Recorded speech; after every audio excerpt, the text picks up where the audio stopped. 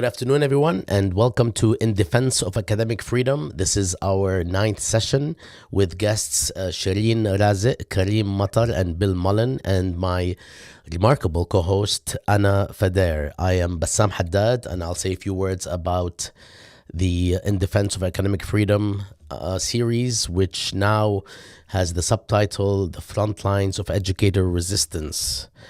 As everyone here knows, the assault on academic freedom and more, assault on more than just academic freedom actually, has been intensifying on university campuses.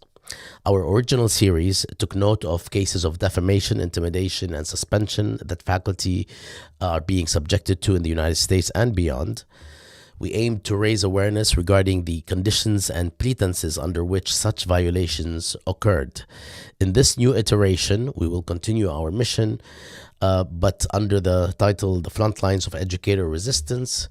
The series invites academics, activists, and educators to discuss how we organize workers across positions in higher education and K through 12 in advance of the school year to push back against the repression at our institutions, which we know will be intensifying.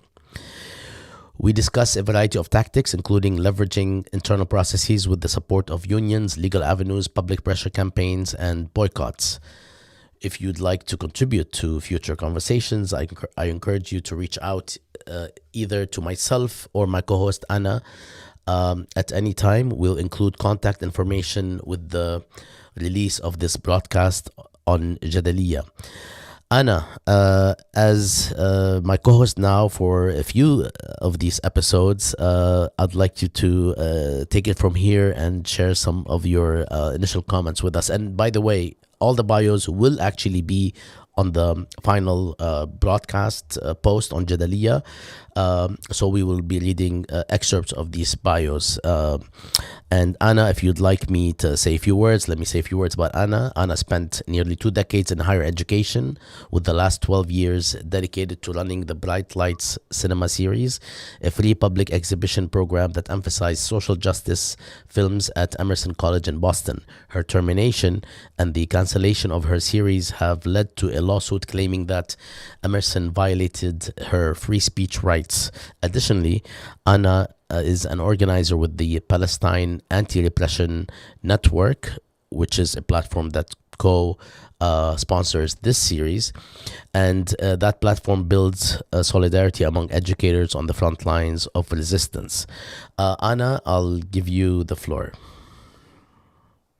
So, hi, thank you so much, Bassam. I'm really enjoyed collaborating with this series, for this series with you. So really this just came out of, I'm in so many different chats, so many different organizations, so many different convenings of people working around higher education in Palestine right now. And we're fighting the oppression on our campuses. And this was just an opportunity to hear the voices of some of those folks who've been doing this really important work. And I feel like, every day I'm meeting someone who is doing exceptional work and really putting so much love and so much energy. And so I really wanted to have a space to hear about the work that people are doing and to share it with you all, and to hopefully, show that there is a way to push back, and to maybe give a bit of a roadmap and find, who are those folks that we should all be collaborating with right now. So yeah, who are our allies, and what are the tools for this ongoing struggle? So I want to pass it back to Bassam, who will introduce our first speaker, Karim Mattar. Karim, your bio is pretty extensive, so I'm going to cut it down a little bit, so please excuse me. Karim Mattar is an associate professor of English at the University of Colorado at Boulder.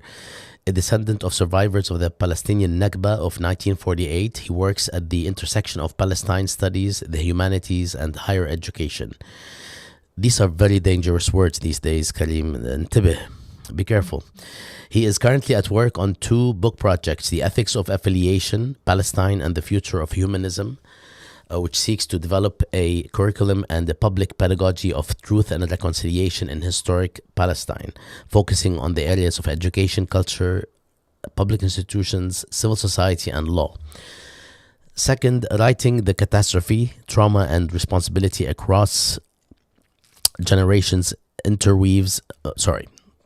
trauma and responsibility across generations interweaves personal experience, family history, cultural critique, and political analysis to tell a multi-generational transcontinental story of responsibility to Palestine and a special emphasis on American higher education during the genocide. Of course, there's a lot more to what Karim does, and you will read it in his longer bio on the site.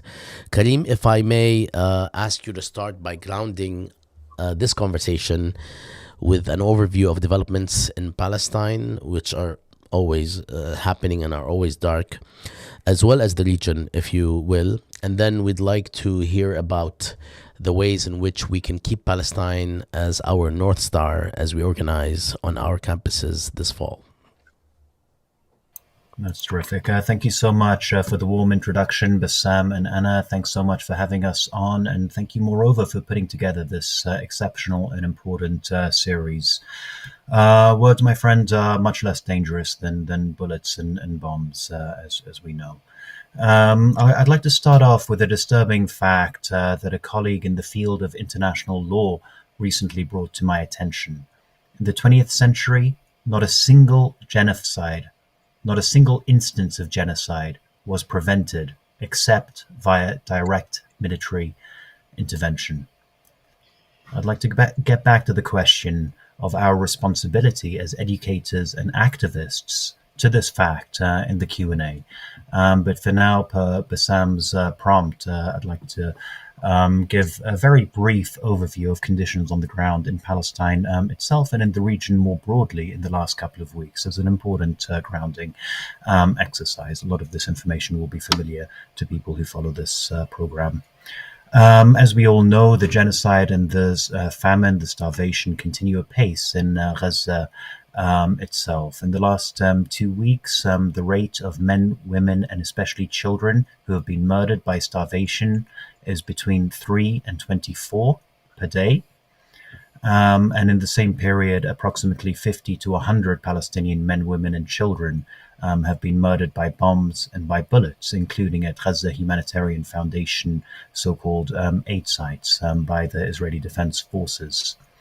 In this period, the Israeli cabinet has approved Netanyahu's Gaza conquest plan, which is effectively a plan to level Gaza city in its entirety and to displace the Palestinian population there to the south as prelude to displacing them abroad.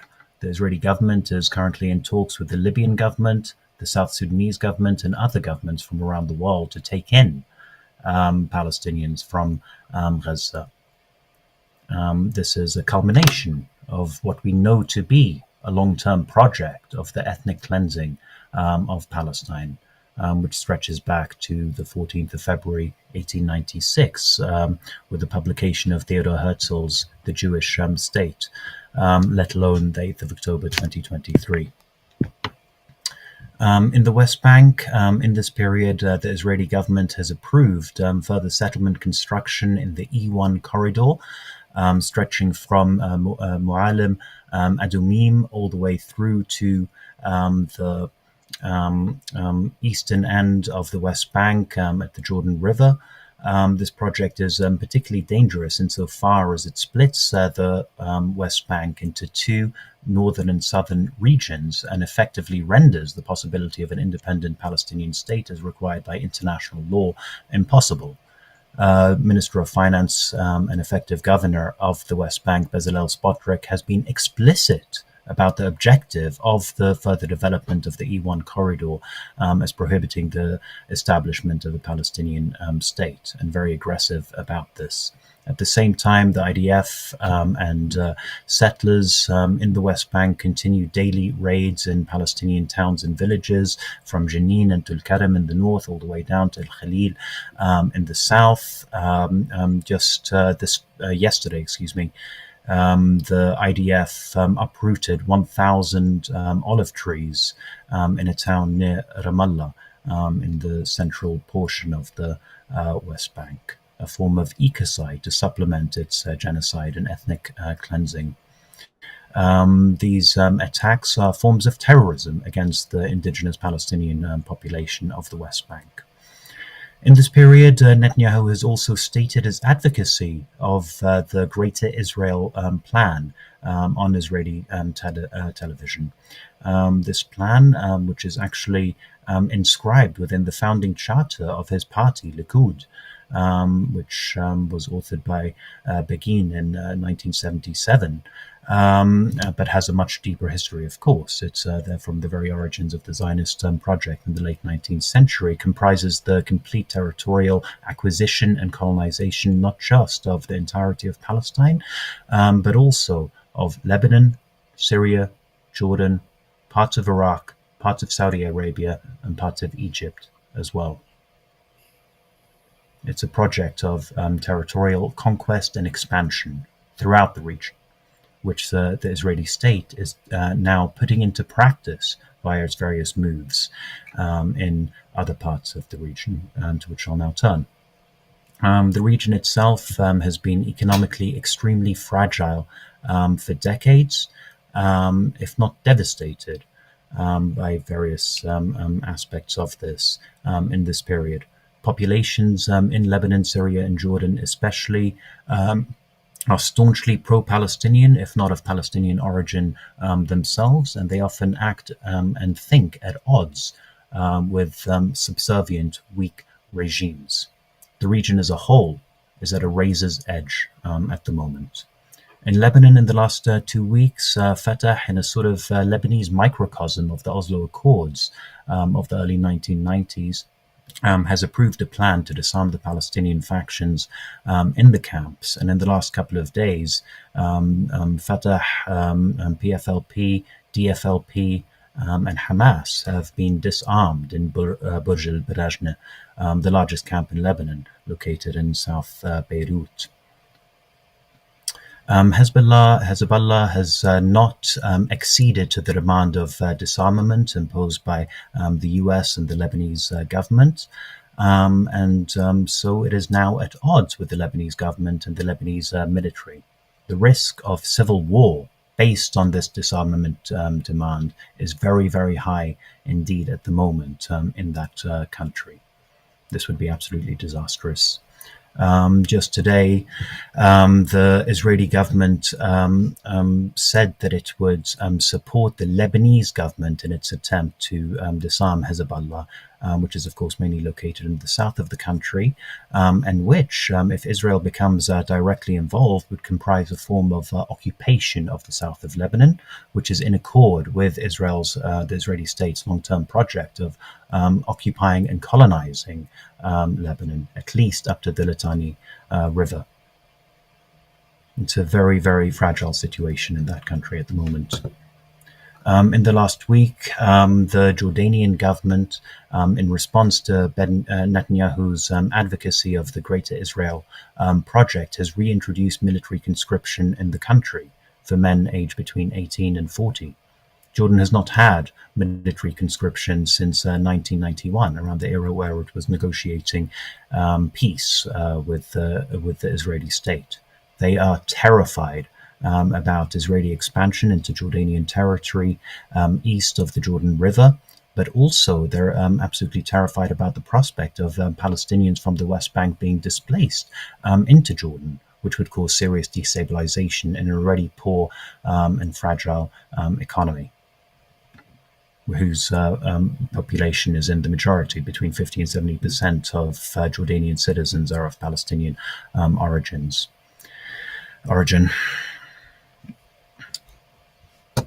It's an also extremely precarious situation in Jordan. Syria, meanwhile, seems to be on the brink of negotiating a security agreement with the Israeli state, which would be a form of de facto normalization with Israel in exchange for Israeli withdrawal from the Syrian territory that it currently occupies. Since the Syrian revolution came to its culmination in December of 2024, Israel has sequentially occupied strategically important sites in the south of Syria, including Jebel al-Sheikh, which it still currently occupies. And this negotiated security agreement seems to be a means of appeasing this state. Just to zoom out a little bit, in sum, the region seems to have been rendered impotent and defenseless against a state that has proven itself to be genocidal and expansionist in the last couple of years. Not just a state, not just a regime, but also an ideology that is founded on the principles of dehumanization of Palestinians, on the murder and displacement of Palestinians, and the expansion of territory via military conquest.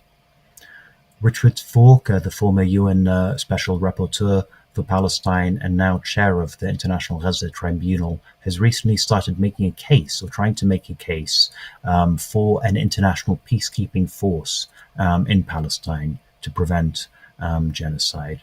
A peacekeeping force that bypasses the United Nations Security Council and that instead appeals for its authority to the United Nations General Assembly. I'd like to conclude by suggesting that it is incumbent upon us as responsible and engaged academics, as members of a higher education community, and as human beings dedicated to life as opposed to death, to take this idea very, very seriously as possibly the only means to prevent an unfolding genocide, and not just in Palestine. Thanks so much for your time. Thank you, Karim, for sort of establishing, what is happening as we're having this conversation, right? And where does our conversation need to go as academics? And so I want to welcome Sherena Razek into the conversation, diasporic Palestinian feminist educator, scholar, activist, and labor organizer. Currently, she is a President's and Andrew W. Mullen postdoctoral fellow in the Department of Gender Studies at the University of California, Los Angeles. She recently received her PhD from the Department of Modern Culture and Media at Brown University, where she was the president of the Graduate Labor Organization and co-founder of the Palestine Solidarity Caucus. Her research focuses on Palestinian visual culture, anti-imperial struggle, and decolonial feminist ecologies. So Sherena, I wanted to invite you to speak about the role that labor can play right now in addressing the genocide in occupied Palestine, particularly unionized workers in higher education, including staff, graduate students, as well as faculty. Thank you so much, Anna, Bassam, Karim, Bill. It's great to see you all. And I've been in conversation with most of you for some time now. So I want to talk today generally just about Palestine as a picket line and the role specifically in higher ed, because that's where I'm organizing and operating, but the role of higher ed workers and labor internationalists more broadly in political education about and against Zionism as a racist and irredeemable ideology. And most crucially right now about our responsibility, our urgent responsibility in ending our complicity in genocide, scholasticide, and the occupation of Palestine. And to think really concretely and seriously about how we actually must intervene in the flows of social, political, and financial capital that are enabling this genocide to continue unabated and with complete impunity. So something I like to do when I talk about labor and Palestine is to always center what Palestinians who are still living in our homeland are doing and our role as labor internationalists in responding to their calls. The Palestinian General Federation of Trade Unions has called on us multiple times in the past 2 years and prior to use boycott and to break ties with the Israeli so-called labor organization, the Histadrut, and to intervene up to the point of and including strike action to stop our complicity wherever we're working, in whatever way we're complicit. And there's so many ways. In higher ed, it's not necessarily the material building of bombs, ammunitions, and technologies of elimination, although that is also part of academia, but just in the sort of social and political capital that Zionism needs to continue to operate in this way. So we've been called upon, and it's our duty as labor internationalists to respond and organize in solidarity with our colleagues, our higher ed and K-12 teachers and educators in Palestine who know this issue most intimately, and also for us who know our deep implication as educators here and the risks that we take on in opposing Zionism and our duty to take on those risks also. So just speaking about Zionism and labor more broadly, I think sometimes or often the role of labor is sort of underplayed in how we consider Israeli settler colonization, but labor and land are co-constitutive sites of struggle between a settler colonial racial capitalist ethno-state and the indigenous population resisting that state. So settler colonialism is about destroying to replace the indigenous society by severing their relationships with the land and existence on it, and it often takes the form of the elimination of the native, as settler colonial theorist Patrick Wolf has taught us. Settler colonialism is a structure, not an event, and this is correct. I think historically, materially, politically, we're seeing, thinking about the genocide now in Gaza, it's not new. This is an acceleration of an ongoing Nakba, of an ongoing genocide, an acceleration of it. But I also think that we need to consider the role that labor plays in this acceleration and in the foundation of a settler colonial nation state. So before Israel was even declared, the Zionist colonial project put decades of work under the British mandate and cultivating conditions for the colonization of Palestine through labor Zionism. And labor Zionism operated and continues to operate through this double-edged sword of conquest of land and the conquest of labor. And this political ideology and theory and practice maintains that to actualize Zionism, an ethno-supremacist colony must be established in Palestine through the acquisition and theft of land and the creation of a Jewish-only economy. And that Jewish labor and agriculture would need to dominate the labor market to control capital in order to dispossess and disempower Palestinians. So as early as 1928, Golda Meir, who would become Prime Minister of Israel in 1969, remarked when she joined the Histadrut Executive Committee that it wasn't just a trade unionization, it was a great colonizing enterprise. Another notorious Zionist in the history of the creation of Israel, David Ben-Gurion, stated about the Histadrut, "I doubt whether we would have a state without it." And our major unions in the US have historically been very complicit in labor Zionism, and they continue to be. So if we're to take seriously the quintessential labor adage, an injury to one is an injury to all, we have to understand that adage beyond our own bargaining units, the fabricated nation-state borders that contain our labor, but not really in a global capitalist economy, and understand how Palestine is part of that. So an injury to Palestine is an injury to all. And there is a long history of rank and file workers in the US and internationally in organizing in consistency with that principle. So I want to talk a little bit about that too. So understanding the history of labor Zionism and the complicity of the American labor movement, and I mean the leadership of this movement in Zionism, which has gotten us to this moment, where all of our labor in the US is so complicit in maintaining this genocide and the state of Israel as an occupying force in Palestine. I think it's also really important that we remember and honor the history of labor action against Zionism. So whether we're talking about currently with the incredible actions of dock workers internationally who have been blocking weapons to Israel, recent examples are including French dock workers in June of 2025 who refused to load metal links from machine gun ammunitions, Greek dock workers, Moroccan dock workers, workers in Spain, Australia, and Sweden who have intervened literally in the flow of the weapons that are used to annihilate the population of Gaza. And also historically, 50 years ago, I love to bring this example up when I speak about labor and Palestine.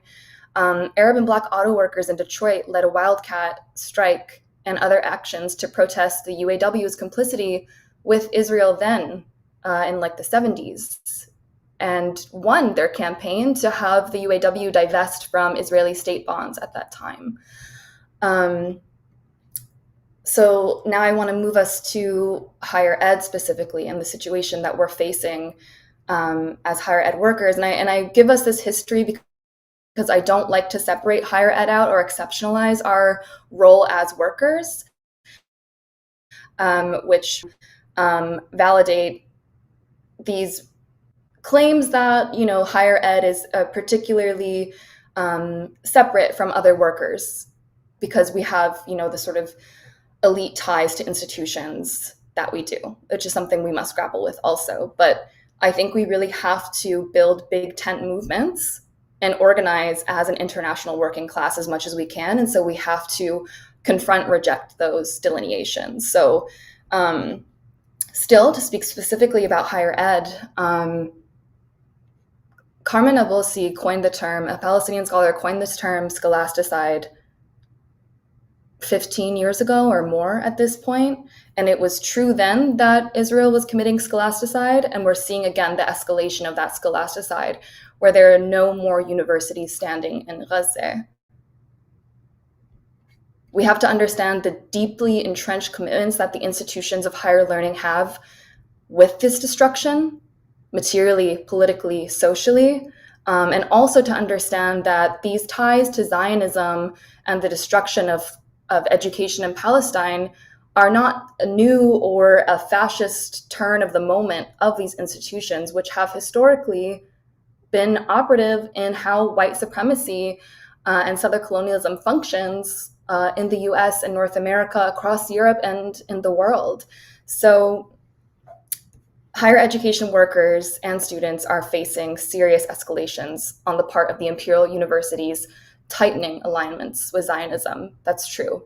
Palestinian scholars and non-Palestinian scholars who simply teach about the truth of this ongoing genocide in the Nakba and 100 years of colonization are facing surveillance, censorship, suspensions, terminations, incarceration even at this point. And students alongside us struggling to do the bare minimum of having our universities and schools divest from the war machine that has made this genocide not only possible, but lucrative. At Brown University, where I've been organizing for the past 7 years, I'm done now. I've graduated from graduate organizing recently, but over the past several years, I was organizing there. And the university's governing board responded to the advancements of the Gaza Solidarity Encampment by voting against divestment. So we really have to confront this crisis in higher ed here about this delusion of democracy in university governance, which is absolutely, undeniably, especially now, laid bare to be ruled by the billionaire donor class.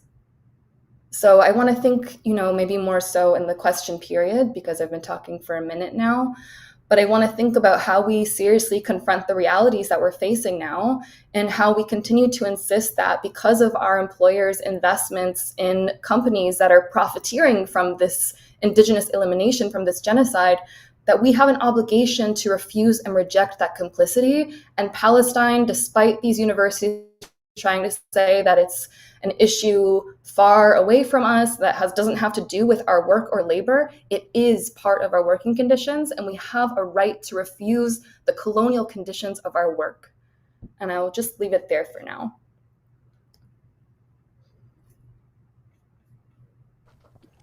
Thank you, Sherena. Thank you very much, Sherena. There's a lot to talk about, but we would like to actually move to our last speaker, Bill Mullen, who has a very short bio. I don't know, Bill, if this will be fair, but I'll read it, and hopefully we'll have a longer version online. Bill Mullen is Professor Emeritus at Purdue University and a KAHE, which stands for the Coalition for Action in Higher Education. And a KAHE steering committee member. He is also secretary and treasurer for AAUP. Bill, if I can ask you to tell us a little bit about the work of KAHE, and if there is a way to pronounce it without spelling the letters, please let me know. The Coalition for Action in Higher Education. If you can tell us a little bit about the work you do there, and the work that they do, and how are you all working to counter the repression we're seeing on college campuses right now in both capacities that I mentioned.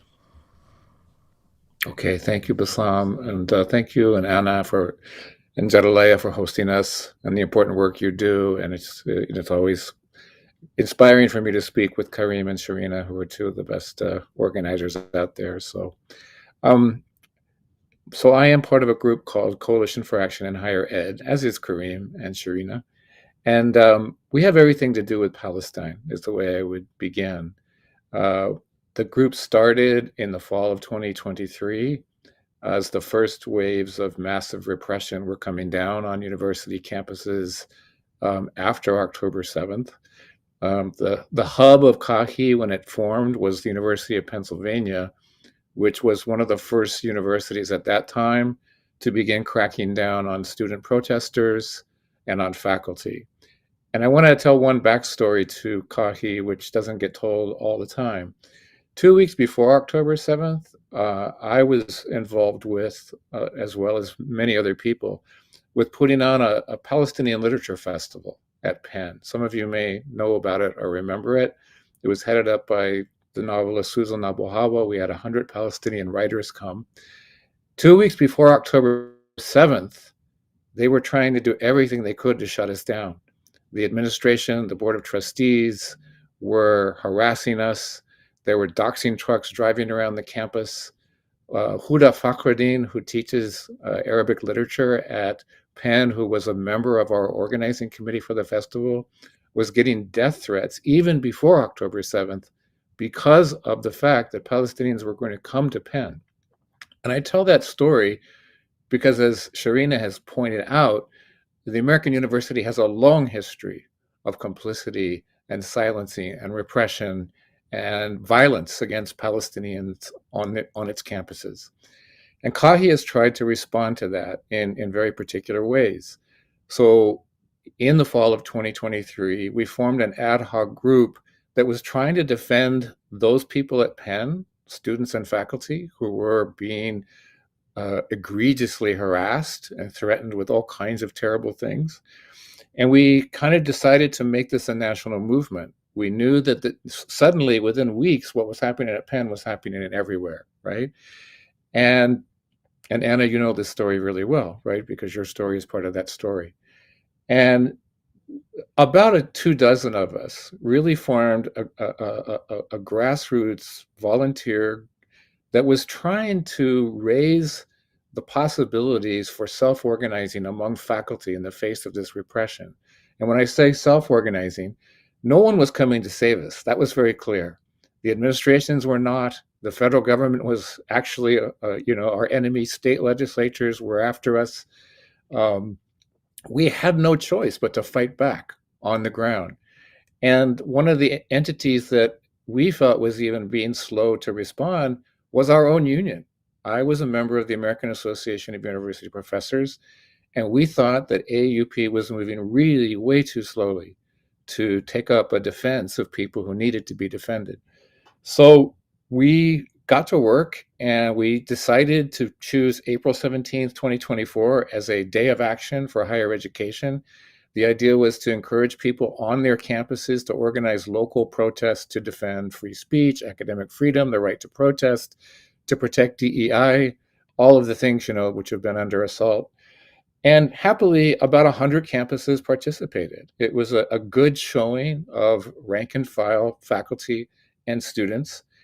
For me, one of the amazing things about April 17th, 2024, which we picked months in advance, was also the day that the Columbia encampment started. I woke up that morning to start our day of action, and lo and behold, the tents were out at Columbia. Now, this was not an accident. It was not planned, and it was not, there was no conspiracy here. But in fact, the students were out putting up their tents for the same reasons that we were holding demonstrations that day. We were trying to save ourselves from attacks and assaults. So it was incredibly inspiring, I will say, to feel that incredible burst of energy from the student movement that day. So after the dust settled after April 17th, we kind of reconvened and decided to get more serious. And what I mean by that is we decided to create a stronger structure. So we formed an organizing committee, and this is where Karim and now Sherena have come in as incredibly vibrant voices that are now part of the Coalition for Action in Higher Ed. And we really wanted to center Palestine even more in our work going forward. And we did this in a couple of different ways. We formed a Palestine caucus, which Karim has been heading. And over the course of the last year, we've had an amazing array of programs about the need to organize for Palestine in higher education. We brought Omar Barghouti in to a session on why BDS mattered more than ever during the genocide, for example. We also partnered with some other organizations to make ourselves stronger. One of them actually was the American Association of University Professors, because we wanted to pull them forward with us. We wanted them to take stronger positions on Palestine. There was new leadership when we made this partnership. In fact, Todd Wilson, who is now the current president of AUP, has really stepped forward, we think, in many ways around Palestine, talking about the genocide, because we think of the work that people like Kahi have been doing to demand attention from the union to this issue. I mean, if I could make a quick sidebar, the labor movement in America, as Sherena has pointed out, has either been very pro-Zionist or terrified of taking a position in support of Palestine. That's been true in higher education. We're really happy that the AUP is coming along. We think that they are a good partner in that sense. We also partnered with a group called Higher Education Labor United, which is basically a group trying to build wall-to-wall unions across all sectors of higher ed. And again, we wanted to implant Palestine politics into that work. We don't think anybody should join a union in higher education without taking a stand for Palestine. It's inimical that we all do this, right? For the reasons that Sherena has talked about in the labor context, and Karim has talked about in the human political context, right? This is the fight of our times. So we made those partnerships, and we, I think, very successfully over the last year have brought forward into higher ed labor real serious discussions about why we need to stand for Palestine. And I think Kahi has played a significant role in that, to the extent that now the AAUP, which is the union that partnered with us, has actually been hosted a webinar on scholasticide. That was impossible a year ago. It would not have happened. And I don't think Kahi deserves all the credit for it, but we have been a loud, squeaky wheel trying to demand response and attention. And we have brought lots of people with us in that process. And in fact, I wanted to say one thing or two things about what I think of as the consequences of our work. When we had our second day of action on April 17th, 2025, which was just a few months ago, we doubled the number of campuses that participated. We had more than 200 events across the country. A lot of them were taking up the question of Palestine. I mean, faculty were actually using April 17th now to bring people into the movement by talking about the genocide, talking about the conditions of Palestinian labor, for example. And secondarily to that, the American Association of University Professors, which I am also an officer in, has gained 5,000 new members in the last year. Now, this is so important because traditionally labor leaders will tell you, don't talk about Palestine. It'll divide the union, right? We actually see that Palestine brings people into the union, that people understand that the need to organize as labor is tied to the question of the rights and the future of Palestine, again in ways that Karim and Sherena have talked about today. So to me, this is hopeful, but obviously, our work is far from done, for reasons again that we all understand. And so after April 17th of this year, we kind of assessed again, what do we need to do? And where we are now is we have formed a steering committee of about 10 people, which includes myself, Karim, and Sherena. So a third of the powerhouse is right here. And it's important that we do that, because we are trying to tell people we are here. Kahi is here. We are not going away. Every April 17th, we are going to hit the streets, hit the campuses. We're going to raise hell around the issues that matter to us, including the question of Palestine. And we've also maintained that Palestine caucus, which Karim is now heading up. And it's already doing extraordinary work. And I'm sure in the conversation we could talk about it. But if I could just generalize, there's a wonderful series upcoming over the next several months about mapping anti-Palestinian racism and discrimination in higher education. So the point here, I think, is to build something durable, a structure that lasts and that people can plug into, and it will not go away, and it will not deviate from standing with Palestine. And I think that's where we are, and I think that's where we want to keep going. And I'll stop there and look forward to the rest of the conversation. Thank you so much, Bill and Sherena and Karim.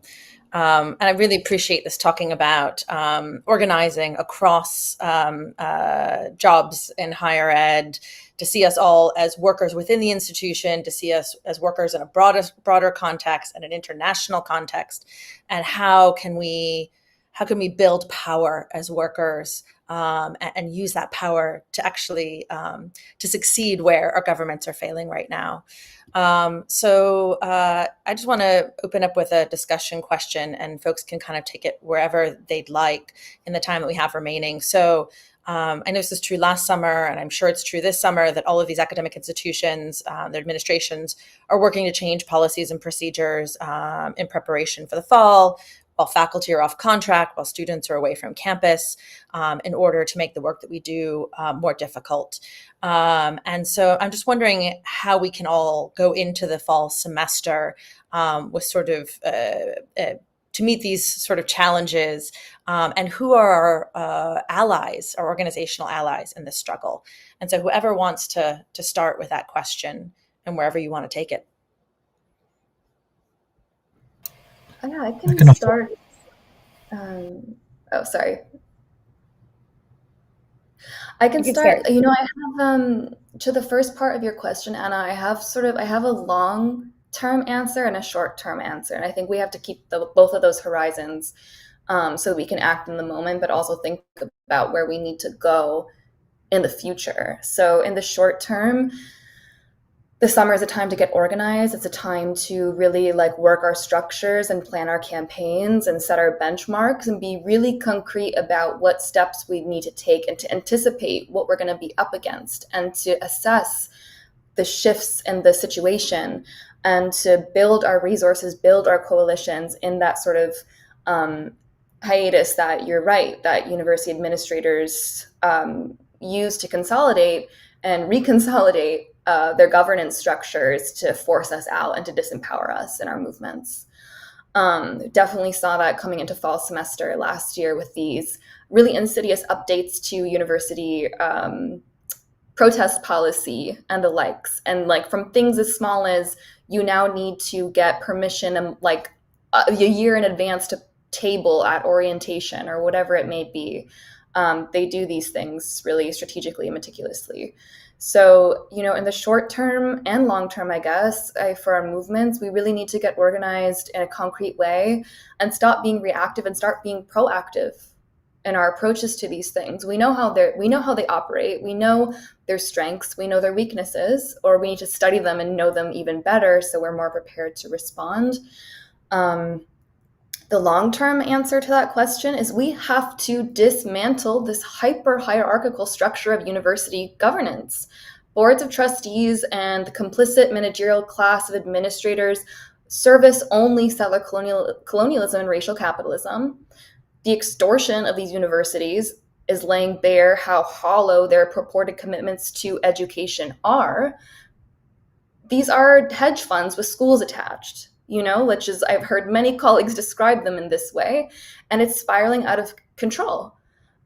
So, in just a few words, we need to seize the means of knowledge production and bring it back to the people who actually do the work of the university in educating. Otherwise, these institutions are meaningless.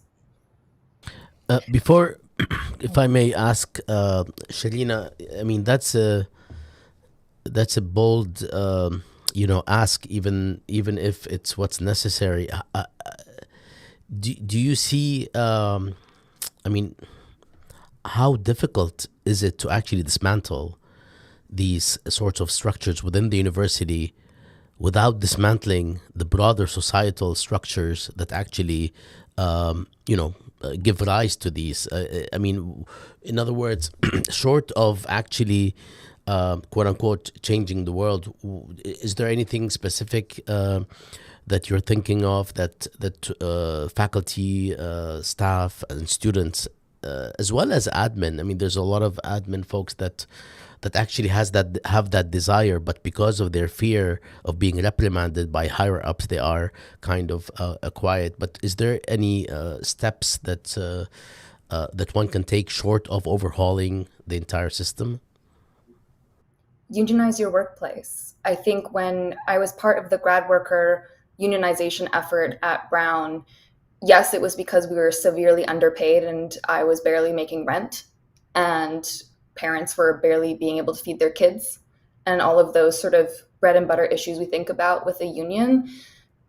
But we need to sort of build our own institutions to counter those structures. And when you are organized as a union in your workplace, you actually can, and I've seen and I've been part of, our impact more broadly in labor law, in state law, and that sort of balloons out. So if we're not organized in any sort of way, I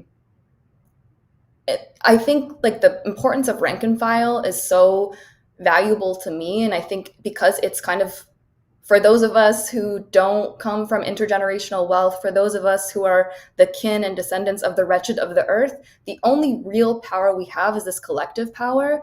And I know it sounds like a grand idea and that we're just up against so much, but it literally starts with something as small as organizing your own workplace, building those shared principles and moving from there. Because if we're not building if we can't even organize our own job space, we don't have a chance.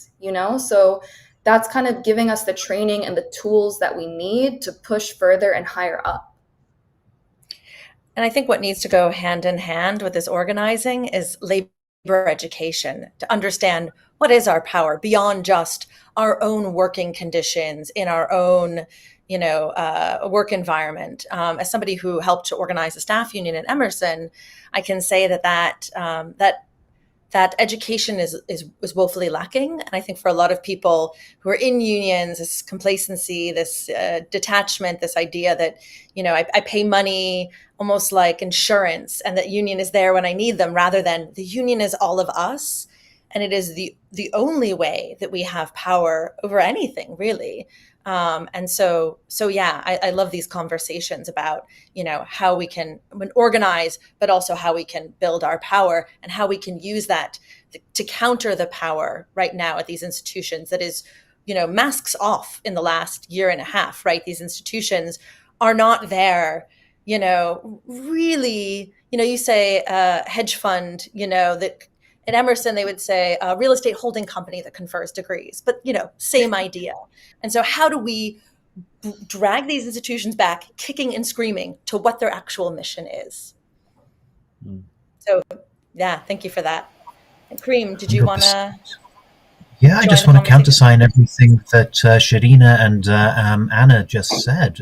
I mean, the political education about the history of the conditions by which universities became hedge funds with schools attached, or real estate holding companies. This is part of a specific and concerted political project that has been unfolding in American higher education over the last 50, 55 years or so.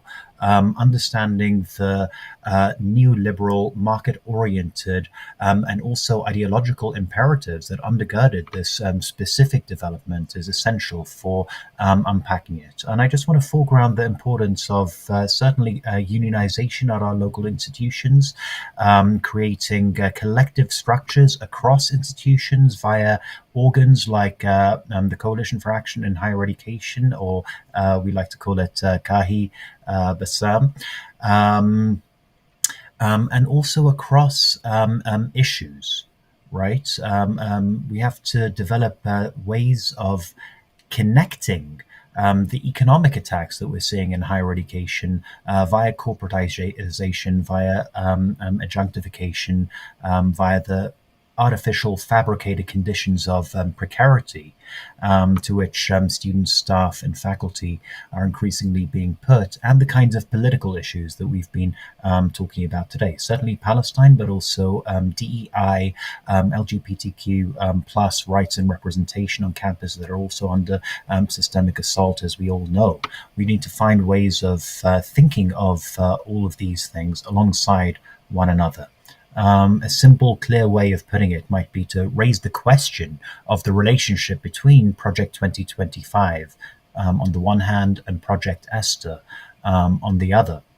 In its Department of Education chapter, the Heritage Foundation's Project 2025 manifesto foregrounds the ways in which the department is to be restructured, and the financing of higher education per se is to be restructured.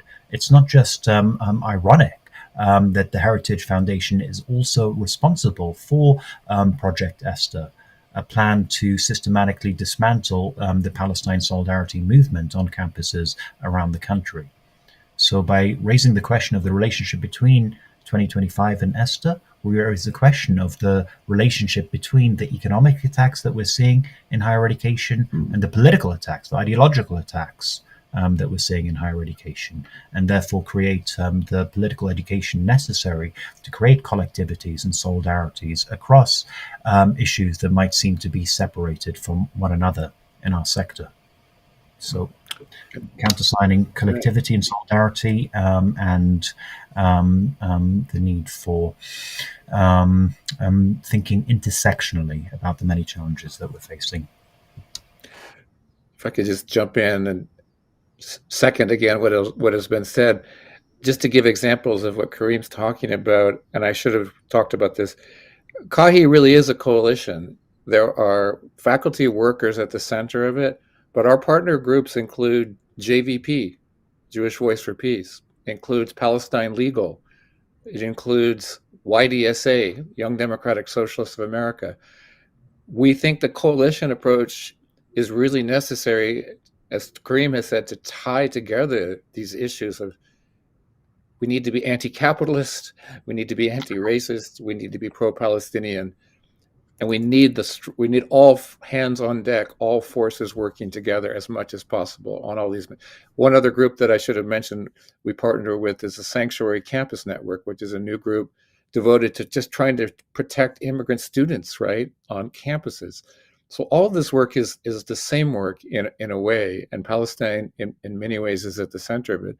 And the second thing I would say about strategies, we really, the day of action was in our imagining kind of a one-day strike, right? We wanted to go back to Sherena's metaphor, put up some kind of a picket line across the country for one day.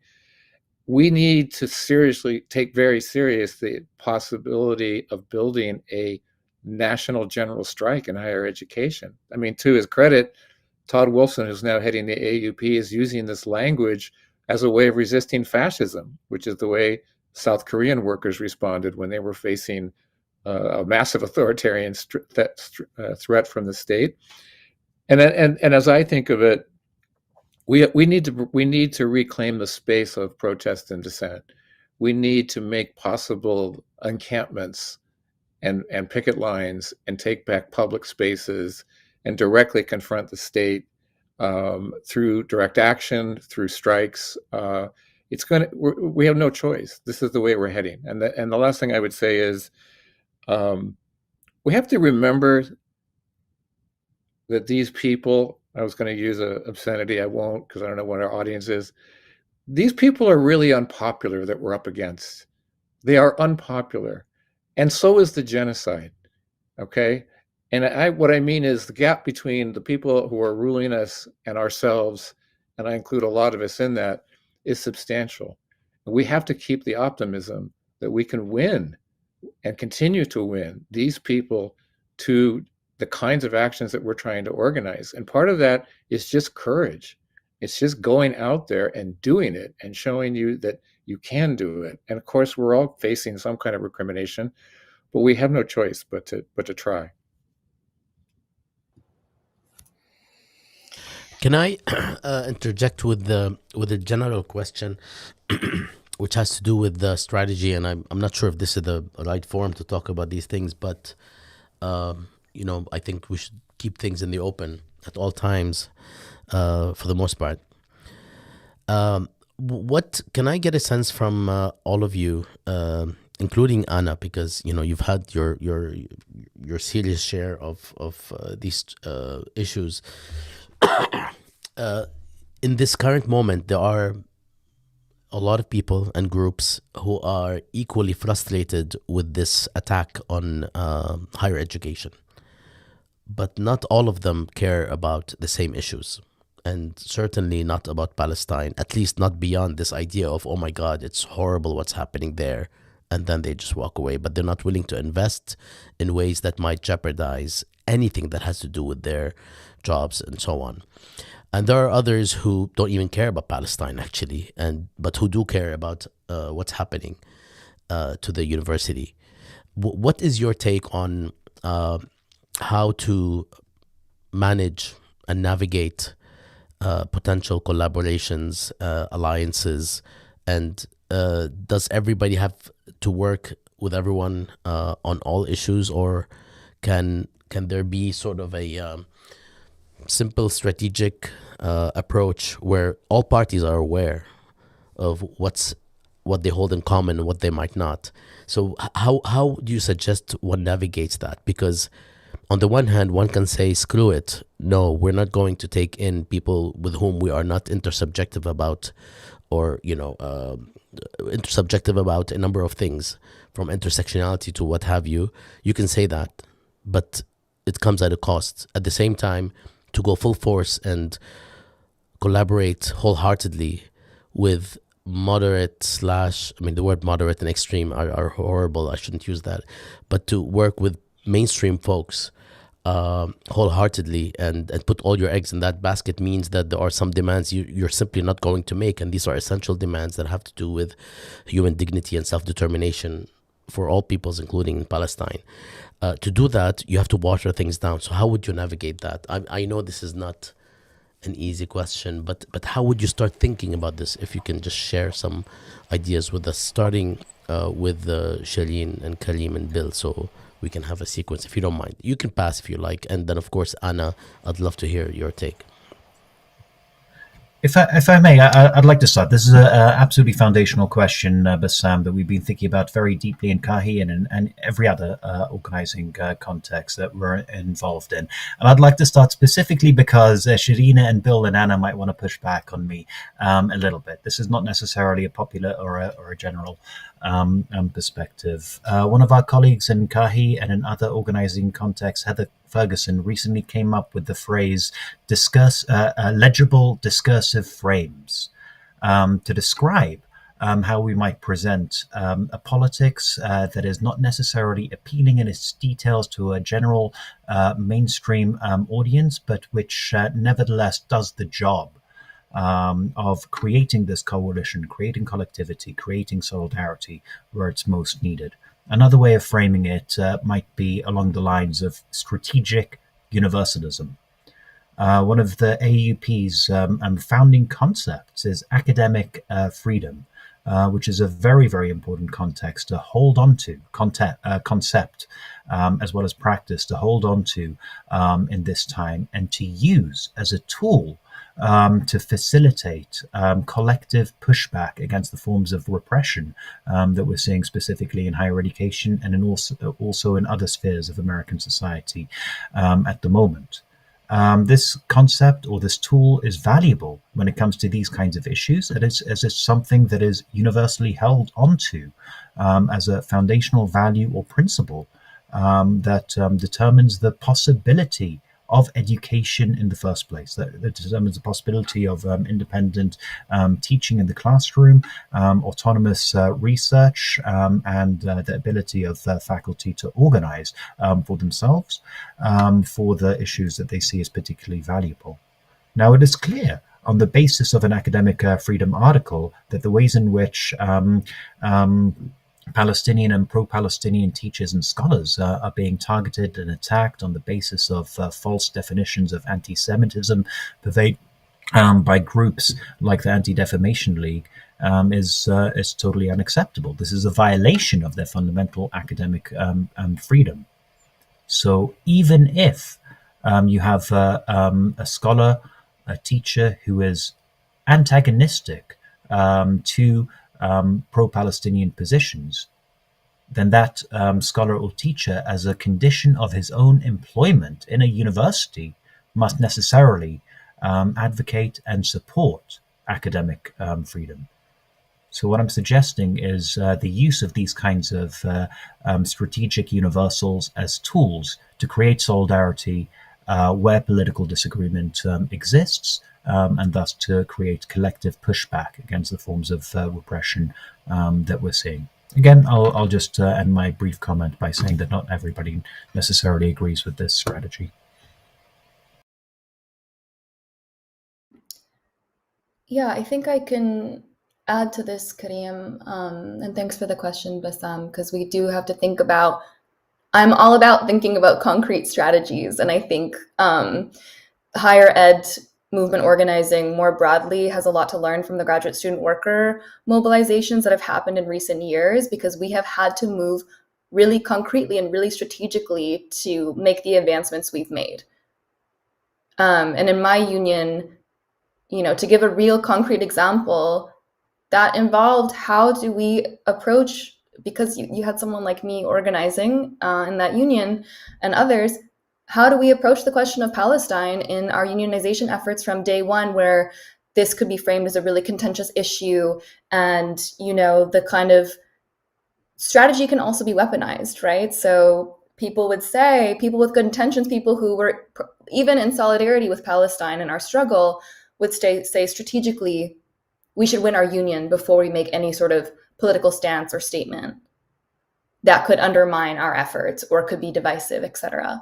And I think Bill brought this up earlier, but something I really like to return to is that is a Zionist myth that Palestine or other social justice issues that aren't, super transparently the bread and butter things of labor organizing will undermine your organizing efforts, when historically and materially the opposite has been true.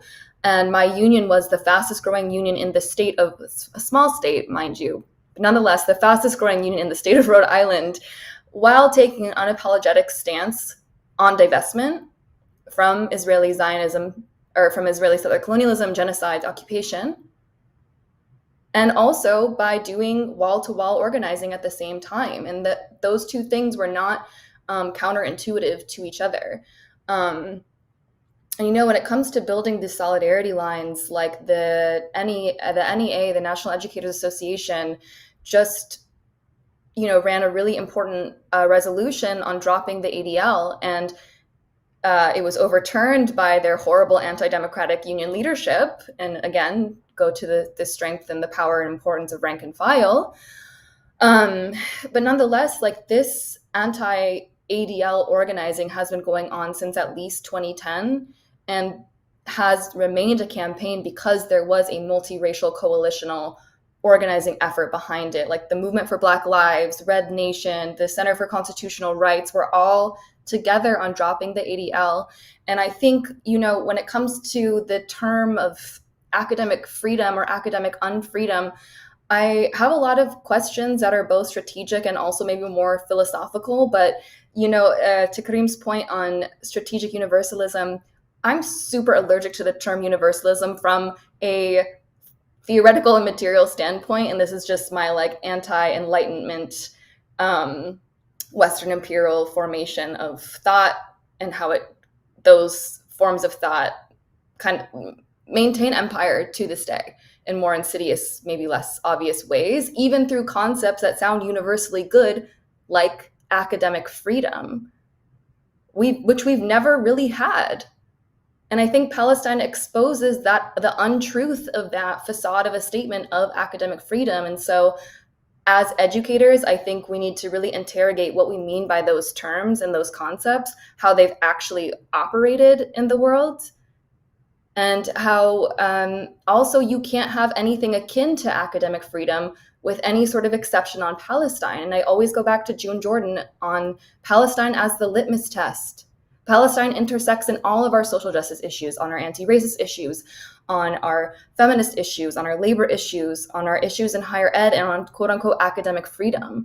It really exposes those internal contradictions of those core concepts of shared universal value. So we interrogate them and how they've actually operated in our lives, as educators, and as people who are committed to truth telling in a moment where that comes with the consequences that we're seeing of the truth tellers on the ground in Gaza right now, who are being targeted and annihilated for telling the truth. So maybe something more like academic truth is more important than academic freedom. I don't know. That's my philosophical response to that question.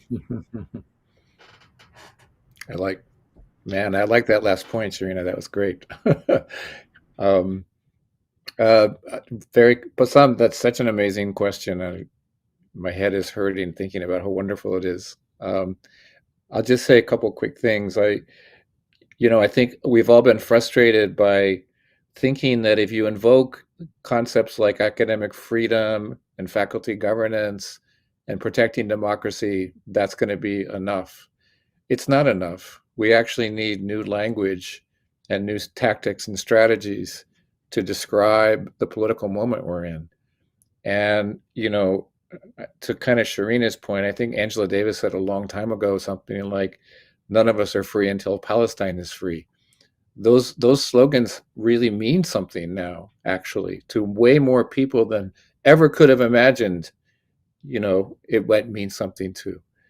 And so I think our job is to think about, how do we, if not universalize the Palestinian struggle, how do we center it in a way that it makes sense, that everyone feels empathic, feels willed to do something, willed to take a stand, because we realize that it's kind of the apex of humanity's, crisis right now, right?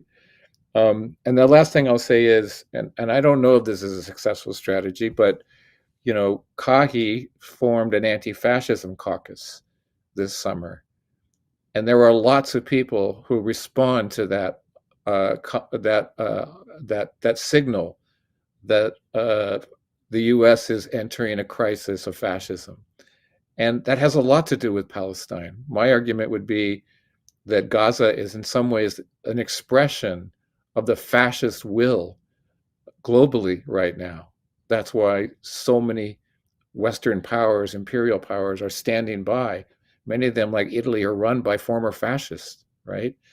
So that's another way of thinking about a strategy for encompassing the genocide and making it visible. I do scholarship on a group called the Civil Rights Congress that in 1951, like W.E.B. Du Bois and other Black radicals, they took the UN definition of genocide and they went to the United Nations and they said, we charge genocide.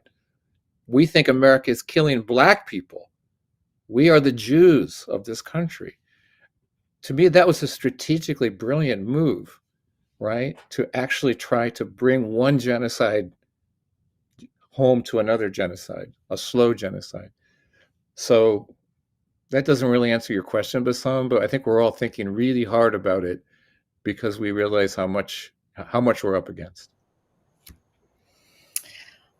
And I'm going to join the conversation as somebody who's primarily staff. I taught one course in cinema exhibition, so I had no illusions of academic freedom, or certainly not of shared governance. And so, I mean, for me, there has to be a general alignment. People have to be open to understanding how Palestine impacts them, to build any kind of coalition with them. And I think that's the argument that we all need to make. We need to show people who are open to it why Palestine is at the center of everything. Why, as Sherena was saying, it draws in every single struggle, right? And so yeah, I am all about building coalitions and reaching out to people who might not necessarily find their way to the Palestinian liberation movement on their own, because they just, they haven't had the right framing, or they haven't, it hasn't clicked, right, the ways in which this impacts us all. But they have to be open to it. Otherwise, it's just a waste of time, I've found, and I think that this last election cycle really made it crystal clear for me, who was open to seeing, what was really going on, the inner workings of our government, and how, this sort of chasm we were talking about between what people actually want and what the ruling class is willing to give us. And so, yeah, so I'm excited about building those bridges with people who are open to it. But, not necessarily dragging them kicking and screaming. And I think for some people, it's just not, they're not there, and they may never be there, and it's not worth our time or energy. Yeah, thank you all. I mean, I didn't mean to, ask such a complicated question, which requires a lot of thought and actually requires a treatment on a case-by-case basis. Not every university, every context, and every issue can be treated similarly. But I do believe that there is a common ground among so many people that might disagree on, let's say, Israel-Palestine, or other issues, including left, right, or what have you. There is a common ground that I think is worth protecting and working together to protect. Beyond that, I think it's on a case-by-case basis. And the reason why this common ground works as a node for cooperation is because, just like with the Middle East, when we talk about authoritarian rule locally and imperial structures and interventions internationally, how are you going to deal with this, right? How are you going to oppose intervention and invasion of countries that are not quote unquote democratic just because are you going to support them just because these countries are not democratic, or are you going to stand up for XYZ at different times? And it's something to navigate, and we actually have a project called Navigating Anti-Imperialism and Anti-Authoritarianism. And in this case, the analogy also works based on this idea of the concentric circles of culprits. In other words, right now we are having an issue at George Mason, and of course a lot of you have had these issues elsewhere, whereby there's an attack on the university and on particular personnel or people or units that you don't necessarily agree with because they have not supported the movement for Palestinian self-determination or the movement against genocide. But at the same time, they're being attacked for issues that you believe in. So there is a logic that, yes, you band together to defend against these attacks based on the very basic principles. And when it comes to other issues, you have to sort of figure out how to proceed based on this case-by-case basis. But the bigger culprit here, in my view, is not just the university, but it's who and how pressure is being applied on universities. And then, of course, the other part of the concentric circle is what's happening within the university, because we're also oppressed within the university that itself is being attacked. Think of Harvard, think of Columbia, and now think of George Mason, which is next in line. We have 5 investigations now opened, and there's talk of all sorts of plans to fire the president and to crack down on faculty based on the same charge that we have been hearing, and we all don't necessarily get along. So looking at the biggest culprit and banning against that biggest culprit on very basic issues, it seems to me is a sound way forward, unless there is something really egregious that keeps you from doing that. And then beyond that, it's something that we have to look at on a case-by-case basis. This is how I would think of it, and I just wanted to give my 2 cents so I don't look like I just threw it at you without, having an opportunity to say something. I don't know if you guys agree. I just want to be mindful of time. Are folks able to stick around for a few more minutes? I don't know if anybody wants sort of maybe a round of last words. Does that sound good? Sure. Okay. Do you want to start, Bill? I'll start where Bassam ended. I think that connection that you made between the attacks on universities in the US and what we understand as scholasticide in Palestine is crucial for us to understand, that the same people who want to destroy education for Palestinians want to destroy it as much as they can in the United States right now. That is a linkage that goes to your point about strategies. And let's be clear, many people who never thought they would care about scholasticide care about it now when it's hitting them at places like George Mason. And I don't mean scholasticide in the Palestinian context, but this effort of the states to destroy the right to education is a unifying principle that we need to stand for strongly. And how we do that is really crucial to the future of our organizing. I think this is Kahi is getting ready to sit down and write a mission statement that will take us into next year. What do we want to stand for? What do we need? Where is the fight going to be? Kind of going to one of Anna's earlier questions. And I think we will certainly continue to talk about this linkage between the attack on the right to education in Palestine and what's going on for students here, especially. So anyway, thank you for making that connection, Bassam. I think it's really critical, and it helps remind us of the possible grounds for us to organize. Karim, do you have final thoughts? Sure, I'm very sympathetic to Bassam's comments. I think we're thinking along similar lines here. A couple of thoughts about the strategy, question in particular. One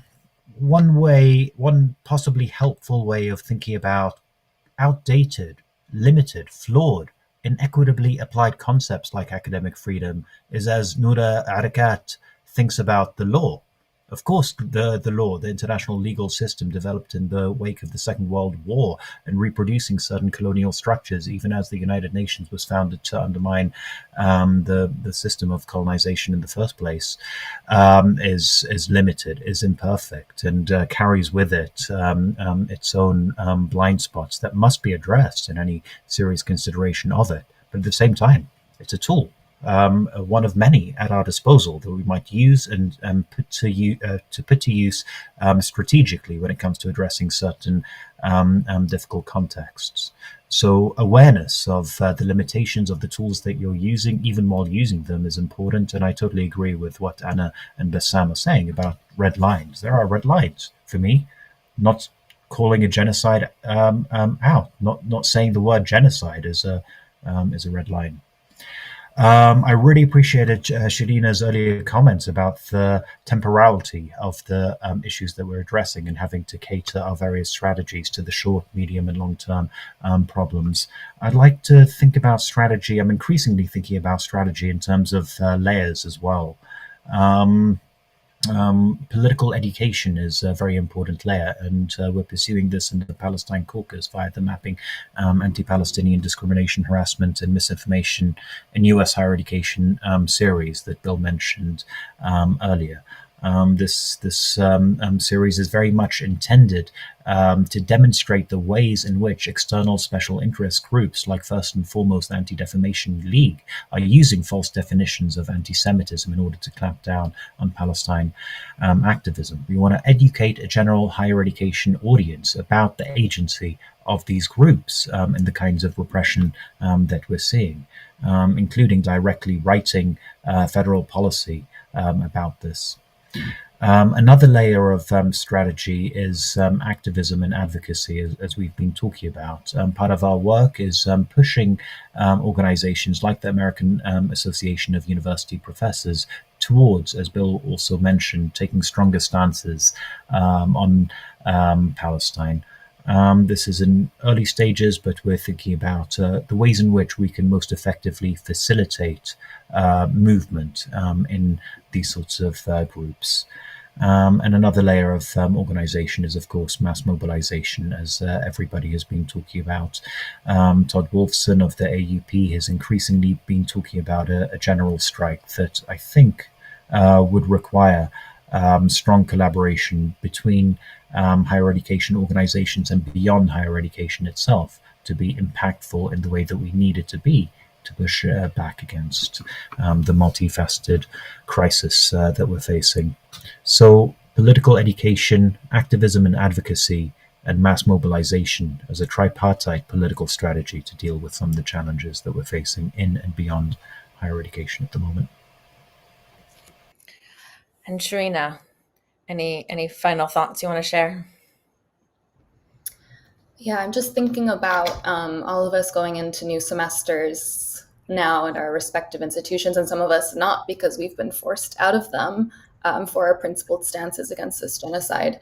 And I just, woke up to news today, as all of you did, I know, about 5 journalists that the Israeli regime killed at El Nasser hospital. And we encounter this news way too often. The systematic annihilation of the truth tellers of this genocide is an assault on our dignity as a species. And I think, as we're going into climates of severe repression and intimidation and just cultures of fear, I just want us to think about our duty and obligations to be those truth tellers ourselves where we exist. And to find courage and strength in that, because I think the psychological warfare of all of the intimidation and repression that we're facing on campuses. Karim and I have been working with partners at An-Najah and Birzeit and the Right to Education campaign in Palestine. And I'm just so astounded and inspired by our colleagues there and their ability to make connections. When we were we want to focus on West Bank universities and scholasticide in this area, and the refusal to separate that from Gaza, the refusal to separate that from the repression that we're in the Shatat and the far diaspora facing here in the US, and to just think of that, we're one united front, our powers and our collective strength together, and to hold on to that, and just to feel encouraged in that collectivity. It's all we have, but it's a lot. Thank you. I think that's an excellent place to end the conversation. Bassam, is there anything else you want to say? No. I'm lying. There's a million things I want to say. But I'm really happy that we had this conversation, and we are seeing this building over and over since Anna, you and I started this new sub-series on Frontlines of Educator Resistance. We spoke with Rupa and Isaac first, and then we spoke with Omar al-Barghouti, and now with Karim, Sherena, and Bill. And I'm hoping that there'll be some sort of a cumulative outcome here. This event is co-sponsored by the Gaza and Context Project, as well as the Palestine Anti-Repression Network, as well as various MESA committees that work on academic freedom, and the DMV, DC, Maryland, Virginia faculty coalition, which actually we started it there and then expanded it, as well as the FSJP National, which is now, overseeing 140 some chapters nationally. So we're hoping that, we're having a similar conversation across the board. And thank you all for joining. And please feel free, anyone who would like to suggest either themes or people to speak, or actually point us to folks who have been targeted, because we'd love to speak with those who had those experiences for various reasons. You can just either email us at SC, S as in Sam, C as in Carol, at PalestineInContext.org, which is basically where you can find all of the material, or wait until the Jadaliya post is available in the coming week, and then we will have links to where you can email us any kind of feedback. With that, I'd like to thank everybody, including my fearless partner in crime, Anna, and Karim and Sherena and Bill, for joining and speaking and opining.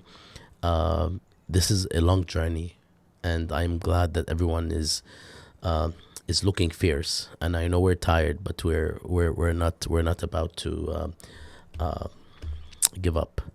Shukran. Thank you. Shukran. Thank Thank you. you.